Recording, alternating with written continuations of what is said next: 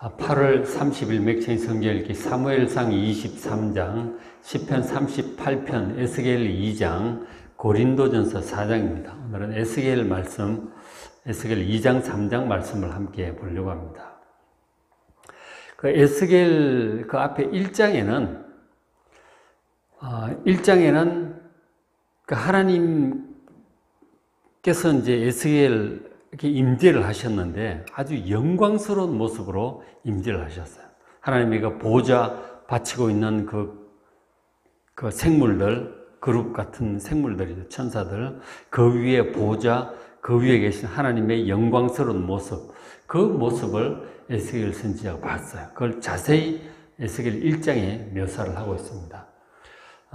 요한계시록 4장에도 보면은 하늘이 열리고 사도 요한이 하늘 위에 보좌에 계신 하나님을 봐요.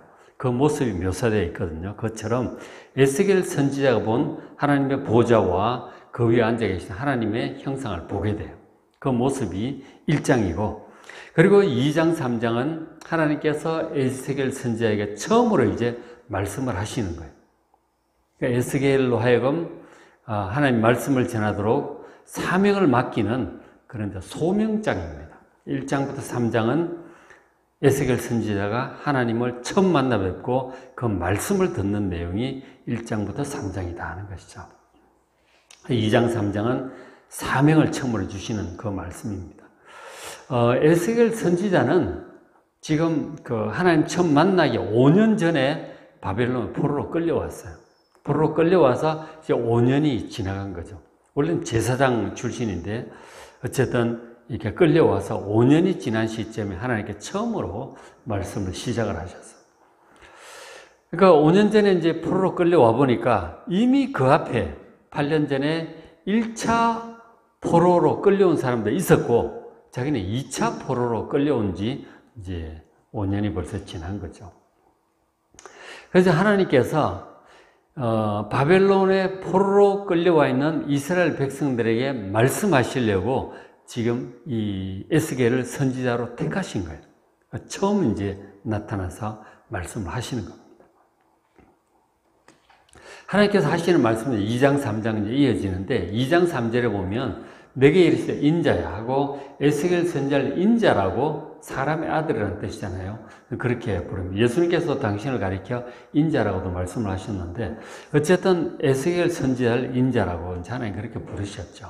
인자야. 내가 너를 이스라엘 자손들에게 보내겠다. 지금 포로로 끌려와 있는 그들에게 내 말을 전하는 선지자로 보내겠다고 얘기를 하시는 거예요. 그런데 이스라엘 자손이 포로로 끌려와 있는 이스라엘 자손이 지금 영적으로 어떤 상태냐? 하나님 말씀하시기를 패역한 백성이다. 이들은 하나님께 거역하고 불순종하는 패역한 백성이다. 하나님 말씀을 잘 안 듣고 패역하였으니 지금 하나님 말씀을 에스겔 선지자에 가서 전하면 잘 듣겠습니까? 잘 안 듣죠. 잘 안 듣고 그러다가 고집 부리고 죄악 짓고 그러다가 망해가지고 포로로까지 끌려왔잖아요. 아직 그 패역함이 남아있는 거죠. 그리고 또 나를 배반하는 자라고 그렇게도 말씀하십니다. 하나님과 언약을 배반하는 자. 다른 신들을 섬기고 막 그렇게 한 거죠. 그 다음에 4절에 이 자손은 얼굴이 뻔뻔하고 마음이 굳은 자니라. 참 얼굴이 뻔뻔하고 마음은 아주 굳어 있어. 완고하게 굳어 있는 자들. 그러니까 많은 죄악 가운데 망하고 포로로까지 끌려와 있으니 이들의 영적인 상태가 아주 좋지를 않죠. 그런데 이제 그들에게 가서 하나님 말씀을 전하라고 하는 거예요. 참 사역이 쉽겠습니까? 안 쉽겠습니까? 쉽지 않죠. 아주 하나님께 대한 마음도 안 좋고 아주 완고하고 뻔뻔하고 마음이 굳어있는 자들에게 지금 하나님 말씀을 전해야 되는 것이 에스겔 선지자의 입장입니다. 참 쉽지 않습니다. 그러면서 말씀이 굳은 자니라. 그리고 주 여호와의 말씀이 이러하시다라. 하나님 말씀을 전하라고 하는 거예요. 그대로 전하라고 합니다. 근데 5절에 그들은 패역한 족속이라. 패역한 족속인데 그래도 그들이 듣든지 아니 듣든지 간에 말씀을 전하라고 하는 거예요. 그들 가운데 선지자가 있음을 알지는. 그러니까 지금 선지자가 원래 이제 예루살렘에 있을 때는 예레미야 선지자가 하나님의 말씀을 전했잖아요. 그리고 거짓 선지자도 많았지만 참 선지자는 예레미야 선지자였어요. 그런데 바벨론 포로 중에는 아직 선지자가 없었단 말이에요. 이제 하나님께서 선지자를 세우셨구나 하는 것을 백성들이 알도록 듣든지 아니 듣든지 하나님께서 말씀하셨다라고 하면서 전하라고 하는 거예요. 자, 그리고 이제 하나님 또 말씀하시길 2장 6절 인자야 너는 비록 가시와 찔레와 함께 있으며 전갈 가운데 거주할지라도 이게 지금 누구를 가리키는 거예요? 이 이스라엘 백성들을 가리키는 거예요. 포로로 끌려와 있는 이스라엘 백성들이 가시처럼 너를 찌를 거다. 그리고 찔레도 가시가 많잖아요. 그리고 전갈처럼 너를 쏠 것이다. 그럼 넌 아프겠지. 사람들의 이 독한 공격적인 말은 전갈의 독과 같아요. 그런 말을 들으면 마음에 큰 상처가 되고 아픔이 되잖아요. 그러니까 이 백성들이 네가 가서 하나님의 말씀이라고 전하면 그들이 너를 막 찔러댈 것이다. 비판하고 막 공격하고 그렇게 할 거다. 그들 가운데 거주할지라도 그들을 두려워하지 말고 그들의 말을 두려워하지 말지어다. 그들이 막 독한 말을 해도 너무 두려워하지 말라. 그들은 패역한 족속이라도 그 말을 두려워하지 말고 그 얼굴을 무서워하지 말지어다. 우리는 사람들과 이 공격적인 말을 듣고 비방하고 이런 말을 들으면 참 그 말이 듣기가 싫잖아요. 두렵기도 하죠. 그리고 얼굴을 보기가 정말 싫죠. 무섭기까지 하다. 그런 사람들에게 가서 지금 전갈 같고 가시 찔레 같은 그 사람들에 가서 하나님의 말씀을 전해야 될 텐데 용기를 가져라. 두려워하지 마. 내가 너와 함께 할 테니까 두려워하지 말라. 그 얼굴을 무서워하지 말고 그 말을 무서워하지 말라고 담대하라고 하나님께서 에스겔 신에 그렇게 얘기를 하셨어요. 어쨌든 참 쉽지 않겠죠, 그죠? 이 가시와 찔레 같은 정갈의 독을 뿜어대는 그 사람들 가서 해야 되니 쉽지는 않을 것 같아요. 그리고 또 하나님께서 말씀을 하셨어요. 2장 8절 너 인자야. 너희 입을 벌리고 내가 너에게 주는 것을 먹어라. 하나님께서 지금 뭔가를 주시려고 하는 거죠.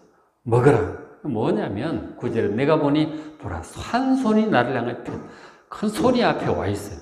그리고 그 안에 보니까 두루마리 책이 있습니다. 그 책에 있는 내용을 전하라는 말씀이겠죠. 그것을 받아 먹으라 하는 거죠. 두루마리를. 하나님 말씀을 받아 먹으라 하는 거죠. 근데 10절에 그가 그것을 내 앞에 펴시니 두루마리 책을 쫙 펼치는데 그 내용이 보이잖아요. 뭐라고 써야 되는지 하면 안팎에 다 글이 써져 있는데 그 위에 애가 슬픈 노래 그리고 애곡, 통곡하는 그런 내용입니다. 그리고 재앙의 말, 재앙이 임할 거라고 하는 거죠. 그 앞뒤에 보니까 전부 이제 그런 내용들이 적혀 있는 거예요. 그러니까 이스라엘 백성들이 왜 망했는지, 망해가지고 이렇게 포로로 끌려왔는지, 그 백성들의 죄악으로 말미암은 하나님의 진노와 심판과 멸망의 그런 내용들이 적혀 있는 거예요. 근데 그런 말씀을 전해야 된다고 하시는 거죠. 백성들이 좋아할 리가 없죠. 귀에 듣기 좋은 얘기를 해줘야 될 텐데, 죄와 재앙과, 지금 아직은 이제, 예루살렘이 아직 완전히 망하진 않았어요. 아직 한 7년 정도는 남은 상황이에요. 아직 완전히 망한 것은 아니거든요. 그래서 이제 거짓 선지자들이 무슨 얘기를 많이 했느냐면, 지금 포로로 끌려가고 좀 공격도 당하고 끌려갔지만, 그래, 2, 3년이면 돌아올 것이다. 그런 얘기를 막 하는 거예요. 거짓 선지자들이. 그런 얘기는 참 듣기 좋잖아요. 근데 예레미야 선지자 같은 경우는 포로로 이제 끌려가면 70년 후에나 돌아올 것이다. 아예 거기서 정착하고 잘 살고 자녀들 신앙교육 잘 하라고 오히려 그렇게 얘기를 하는 거예요. 그러나 거짓 선지자 아니다. 2, 3년이면 하나님께서 역사하시고 돌아올 것이다. 아주 듣기 좋은 얘기를 합니다. 지금 바벨론의 포로로 끌려와 있는 이 사람들도 그런 거짓 선지자의 말을 많이 들은 것입니다. 그래서 2, 3년이면 돌아가겠지. 그러길 벌써 5년 그 앞에 1차 포로들 치면은 벌써 상당히 시간이 좀 흐르고 있잖아요. 근데 어쨌든 이 거짓된 선지자의 말을 기억하고 그들의 말에 더 소망을 걸고 있는 것이죠. 근데 예루살렘 아직 완전히 안 망했거든요. 근데 완전히 망할 거다. 이런 죄 때문에 망할 것이다. 그런 게 이제 에스겔 선지자서의 내용이에요. 결국 망한단 말이에요. 완전히 망한 이후에 세월이 좀 지난 다음에 하나님 은혜로 회복될 것이라고 하는 그런 내용이에요. 에스겔서가. 그런 애가와 나라가 망하니까 애가를 부르게 되죠. 애국하고 재앙의 말이 잔뜩 기록된 그것을 지금 전해야 된다고 하는 거예요. 에스겔서에 있는 내용입니다. 그런 내용이거든요. 그래서 에스겔 선지자가 참 부담스러운 거예요. 전갈 같은 사람들에게 이런 재앙의 말을 전해야 되니 얼마나 욕을 먹고 힘들겠어요. 시작할 때 이 말씀을 지금 하시는 거 아니에요. 참 쉽지 않죠. 자, 3장 이제 넘어가서 보시면 3장 7절에 하나님 말씀하시기에 이스라엘 족속은 이마가 굳고 마음이 굳어 너희 말을 듣고자 아니할 것이다. 이마가 아주 막 완고하게 생겼고 그리고 마음도 다 굳어 있는 거예요. 하나님 말씀을 해도 네 말을 듣지 않을 것이다. 8절에 하나님 그런데 말씀하시고 보라 내가 그들의 얼굴을 마주 보도록 너의 얼굴을 내가 굳게 할 것이다. 얼굴을 아주 단단하게 너무 심약하지 않도록 얼굴을 굳게 할 것이고 9절에 너 이마도 같이 빡치기를 하더라도 화석보다 굳은 금강석 같이 아주 단단하게 굳게 해줄 것이다. 그러니까 그들이 비록 반역하는 족속이라 두려워하지 말고 그들의 얼굴을 무서워하지 말라. 용기를 내라고 계속 얘기를 하시는 거예요. 상황이 사이기 쉽진 않겠지만 위축되지 말고 내가 너 얼굴도 아주 굳게 하고 마음도 강하게 하고 그리고 이마도 박치기를 하더라도 이길 수 있도록 금강석보다 굳게 해줄 테니까 단단하게 해줄 테니까 겁먹지 말고 마주쳐라. 마주쳐서 내가 전한 말 겁먹지 말고 그대로 전하라. 하나님께서 에스겔 선지자가 단단히 이렇게 마음을 먹고 사역할 수 있도록 얘기를 해 주시는 거예요. 그리고 이제 하나님께서 말씀을 또 하시기를 17절에 인자야 내가 너를 이스라엘 족속의 파수꾼으로 세웠다. 너는 내 입의 말을 듣고 나를 대신해서 그들을 깨우치라 하는 거죠. 파수꾼이라고 하는 것이 이제 적이 오면 알려주기도 하고 그리고 사람들에게 소식도 전해주고 이런 사람이잖아요. 그러니까 딱 서서 하나님께서 무슨 말씀을 하시면 바로바로 전달을 잘 해라 하는 거죠. 그들을 깨우치라고 지금 얘기를 하시거든요. 이 포로들을 깨우치. 이 지금은 반역하고 얼굴이 굳고 뻔뻔하고 완악하지만 네가 가서 그들을 깨우쳐야 된다. 하나님을 대신해서 깨우치라고 에스겔 선지자에게 어떤 의미에서 부탁이고 명령이고 그렇죠. 그렇게 하시는. 자, 그런데 이제 제가 이제 칸이 짧아서 다 못 썼는데 18, 19절, 20절 이어지는 내용을 보면 어떤 식으로 깨우쳐야 될지 두 가지를 얘기를 하셨어요. 설명해 드릴 테니까. 그러니까 이제 먼저 악인의 죄를 깨우치라고 하셨어요. 악인이 지금 죄 짓고 있다면 그것을 깨우쳐서 완전한 멸망으로 빠져들어가지 않도록 깨우쳐야 된다는 거죠. 그렇죠? 그 말씀을 하셨어요. 그러니까 지금 에스겔 선지자 하나님 말씀을 하셨는데 하나님 말씀을 악인에게 전하지 않아서 그가 회개할 기회를 얻지 못해서 멸망하면 그런 말씀을 전하지 않은 파수꾼 너의 책임이다. 반드시 전하라. 그런데 네가 내 말을 전했는데도 그들이 고집스럽게 회개하지 않아서 멸망하면 그것은 그 죄인들 책임이다. 너는 말씀을 전했으니 너는 책임 없다. 그 악인들에게 말씀을 잘 전하라고 하는 거죠. 그 다음에 의인들에게도 깨우쳐서 말씀을 전하라고 하셨어요. 그러니까 아무리 믿음이 좋은 사람이라도 유혹을 받기도 하고 박해를 받다 보면 또 계속 이방 생활이 오래 가다 보면 또 이렇게 믿음이 떨어지기도 하잖아요. 그렇게 되지 않도록 의인들을 미리미리 잘 깨우쳐라. 그리고 의인들이 정말 이 좀 마음 믿음이 떨어져 가지고 세상적으로 흘러가고 있을 때 반드시 깨우쳐서 돌아오게 하라. 근데 네가 전하지 않아서 흘러 떠내려가는 자 돌아오지 않는다면 그건 파수꾼 너의 책임이다.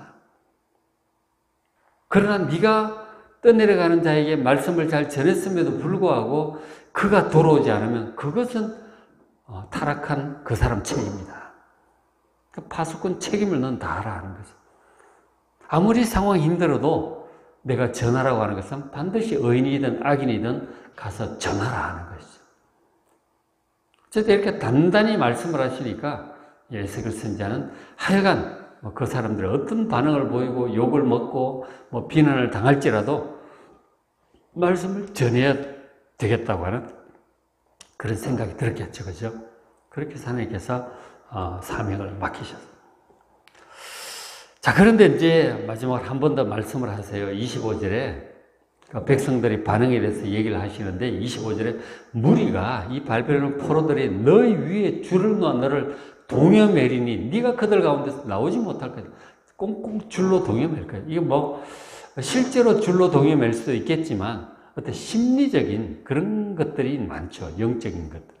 그러니까 말로 아주 꼼짝 못하게 막 이렇게 저렇게 사방으로 압박을 가해올 것이다 하는 거예요. 꼼짝 못하게 될 수도 있다. 사방의 공격으로. 자, 만일 그럴 경우에는 꼼짝 못하게 사람들은 너무 완악하고 공격적으로 막 반격을 하면 어떻게 하느냐 하면 하나님께서 26절에 내가 너희 혀를 너희 입천장에 붙게 해 네가 말 못하는 자가 되어 그들을 꾸짖는 자가 되지 못하게 할 것이다. 너무 완악할 경우에는 내가 너에게 말 못하게 할 것이다. 말해봤자 오히려 그냥 더 막 반발을 가져오게 될 때 너무 완악하고 그럴 때는 내가 입천장에 딱 붙어서 말 못하게 할 것이다. 그럴 때는 그런가 보다 여기라 하는 것이죠. 하나님 말씀을 전해야 되는데 사람들이 너무 완악하면 이 사역자의 입이 떨어지질 않아요. 그럴 경우 그래도 웬만큼 받아들일 만하면 하나님께 또 말씀을 하게 하시겠다는 거죠. 27절 그러나 내가 너와 말할 때 너희 입을 열 것이다. 하나님께서 또 말씀하시고 또 형통케 하셔서 말씀을 전할 때는 전하게 하실 것이다. 도저히 완악하고 안 되겠다 싶을 때는 하나님께서 입을 딱 얼어붙게 할 것이다. 어쨌든 하나님의 인도하심을 받아 형통하면 또 전하고 입이 딱 붙어서 말이 안 나오면 그건 안 되는 것이죠. 하나님께서 막으시는구나. 그럴 때도 있을 것이다. 그때는 때를 기다려야죠. 그죠? 자, 오늘 이제 하나님께서 처음 에스겔에게 소명을 주는 말씀 2장, 3장을 보니까 전반적으로 이 에스겔 선지자의 사역이 쉽지 않을 전망이에요. 너무 완악하니까, 포로들이. 본토에 있는 것도 그런데 포로로 끌려와서는 더 완악하지 않겠어요?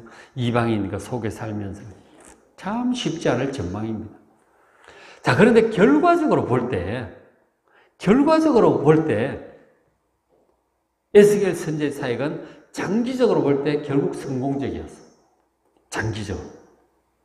무슨 뜻이냐면 에스겔 선지자의 사역을 통해서 바벨론에 와 있는 포로들의 영성이 점점 좋아집니다. 회개도 하고 그 예루살렘에 있는 그 예루살렘 사람들은 굉장히 완악했잖아요. 나라가 망하도록 완악했잖아요. 이 사람들 같은 마음이었지만 에스겔 선지자의 사역을 통해서 마음이 점점 부드러워집니다. 회개도 하고 하나님 말씀을 듣고 순종하고 점점 변화가 되어가요. 그렇게 해서 이 바벨론 포로들은 점점 해서 옳은 믿음을 갖게 됩니다. 아주 정말 올바른 믿음을 갖게 돼요. 그래서 그 결과 이 바벨론 포로들과 그 자녀손들이 정말 훌륭한 믿음으로 세워져요. 그래서 이들이 70년 후에 예루살렘으로 돌아와서 세상이 바뀌어서 바벨론 망하고 이제 바사의 고레스가 들었잖아요. 그 70년 후에 돌아옵니다.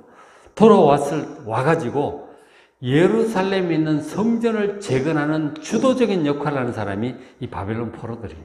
그때 지도자가 스룹바벨이나 요사닥 제사장, 그리고 에스라, 느헤미야 이런 사람들 오잖아요.